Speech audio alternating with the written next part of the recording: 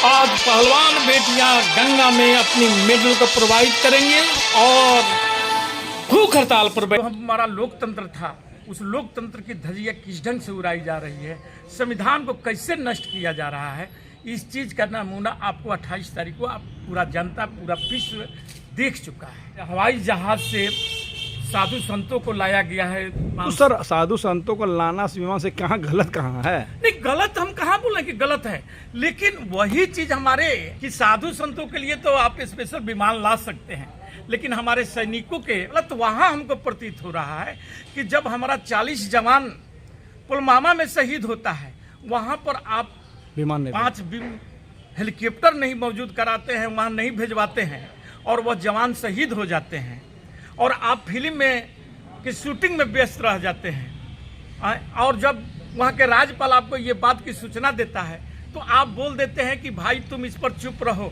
और उसको बाद में इवेंट बना करके वोट हथिया लेते हैं और 19 में अपनी सरकार बना लेते हैं। समस्या उस बात का है। रिटायर्ड सैनिक बैठे हुए हैं जंतर मंतर पर, उनके साथ आप क्या कर रहे हैं? हाँ, 80 करोड़ लोगों को आप 5 किलो अनाज पर निर्भर किए हैं, उसको सेंगोल के द्वारा चलाएंगे?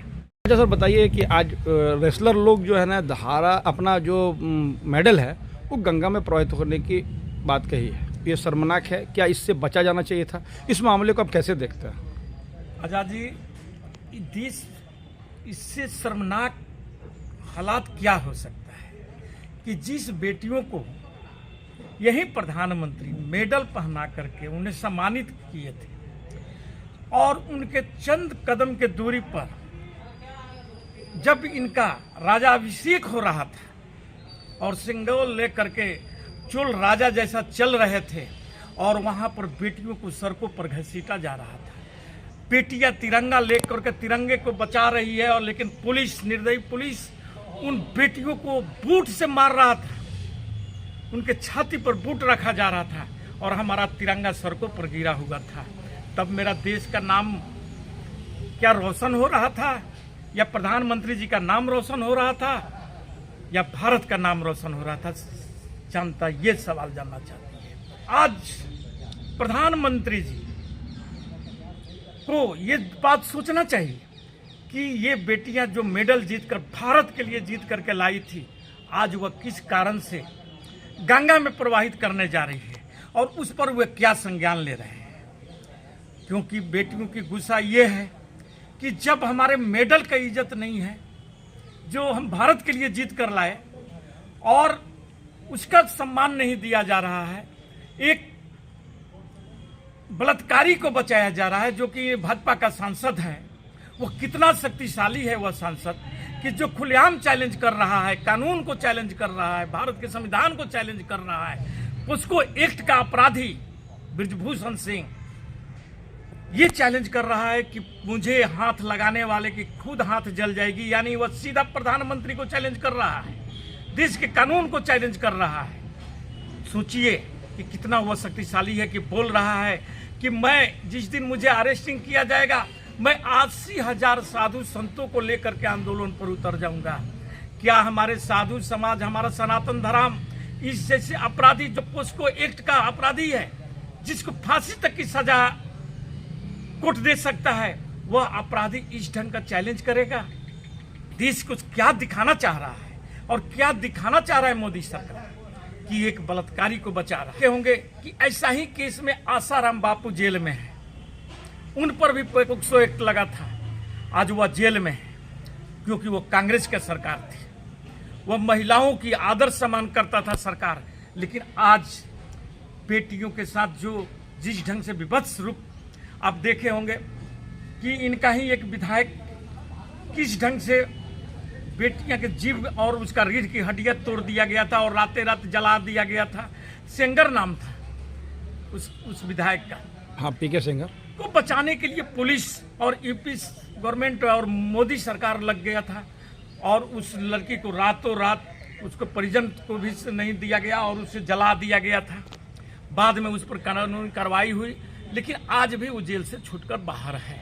जहाँ की बेटियों के साथ बलात्कार किया जाता है और उस पर कोई कानूनी कार्रवाई नहीं किया जाता है, उन पर पोक्सो एक्ट को तो ये ऐसे कर दिया है जैसे कि आज के दिन में SC ST वाले जो केस है उसमें नरमी बरत रही है पुलिस, उस ढंग से पोक्सो एक्ट को ये लोग कर दिए हैं। जबकि ये पोक्सो एक्ट लगाया गया था कि जो मजलूम औरतें लड़कियां हैं जिनके साथ अमानवीय व्यवहार किया जाता है और उनको सजा दिलाने के लिए कठोर दंड अपनाया गया था।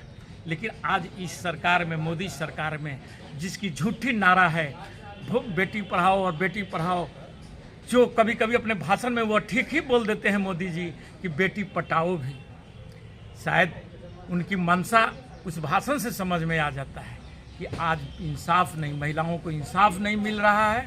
और ऐसे लोगों से एक और उदाहरण आपको दे रहा हूँ। एनजी है, वहाँ के एक प्रधानमंत्री आकर के इनका पैर छुआ था। वहाँ के बारे में बोला जाता है कि वहाँ पर महिलाओं का कोई अधिकार नहीं है, 70% महिलाओं पर अत्याचार किया जाता है।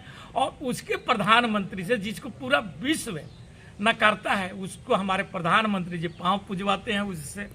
और उसका हमारे मीडिया चैनल गोदी मीडिया जो है उसका बखान यहाँ भारत में बखान करता है। तो ये समझिए कि राष्ट्र हमारा किस तरफ जा रहा है। हमारे राष्ट्र को, जो हमारा लोकतंत्र था, उस लोकतंत्र की धज्जियां किस ढंग से उड़ाई जा रही है, संविधान को कैसे नष्ट किया जा रहा है, इस चीज़ का नमूना आपको 28 तारीख को आप पूरा जनता, पूरा विश्व देख चुका है कि संविधान में राष्ट्रपति सर्वोपरि होते हैं। उनकी अभिभाषण तो पढ़ दिया जाता है एक उपसभापति के द्वारा, लेकिन उनको निमंत्रण नहीं दिया जाता है, उनको बुलाया नहीं जाता है, क्योंकि वहाँ पर प्रधानमंत्री जी को सिंगल फ्रेम चाहिए। वे डबल फ्रेम में नहीं आना चाहते, इनके ऊपर किसी को ये देखना नहीं चाहते। जैसे पहले के राजा महाराजा भी होता था, लोग राजतंत्र था, उस ढंग की सारे नीति को और ये अपनाए भी हैं। अब देखे होंगे कि उसमें सेंगोल का भी जिस ढंग से हवाई जहाज से साधु संतों को लाया गया है स्पेशल विमान। तो सर, साधु संतों को लाना विमान से कहाँ गलत कहाँ है? नहीं, गलत हम कहाँ बोले कि गलत है, लेकिन वही चीज हमारे गलत वहां हमको प्रतीत हो रहा है कि जब हमारा 40 जवान पुलवामा में शहीद होता है, वहां पर आप विमान 5 हेलीकॉप्टर नहीं मौजूद कराते हैं, वहां नहीं भेजवाते हैं और वह जवान शहीद हो जाते हैं। और आप फिल्म में की शूटिंग में व्यस्त रह जाते हैं।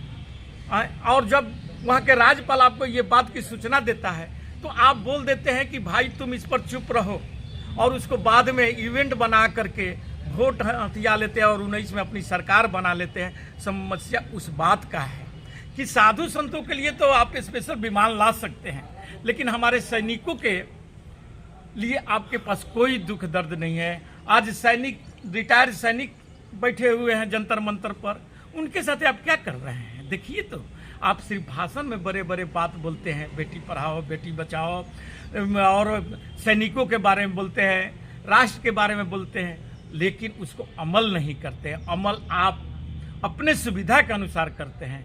आपको जहां लगता है कि इससे हमको वोट बैंक बढ़ेगा, वहां पर उसको अमल करते हैं। जहां लगता है कि इससे हमको कोई खतरा नहीं है, वहां पर जैसे आज पहलवान बेटियों के साथ आप जो कर रहे हैं, इस आज़ाद हुआ उस समय कहीं पर भी ये सेंगोल का ऐसा वर्णन नहीं है। ये लोग कहाँ से, ये मीडिया का ग्रंथ या इनकी चटुकारों लोगों का ये एक बनाया हुआ साजिश है कि सेंगोल का लेन देन हुआ था, आदान प्रदान हुआ था, जबकि कहीं पर भी इसका वर्णन नहीं है।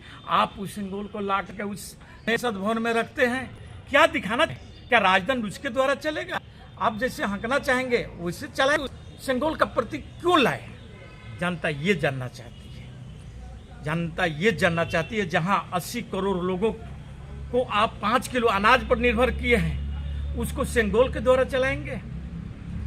और वह 80 करोड़ लोगों को जो चावल आप वितरित कर रहे हैं, 45 चावल उसका नाम है, जो एक हैदराबाद के फैक्ट्री लगाया गया है, जो विदेशी कंपनी आकर के लगाया है, और वो अब तक करीब 13 लाख टन चावल प्रोडक्ट कर दिया है। और वह चावल मिड डे मील और फ्री राशन दुकान जो 5 किलो अनाज दिया है, उसमें भी दिया जा रहा है।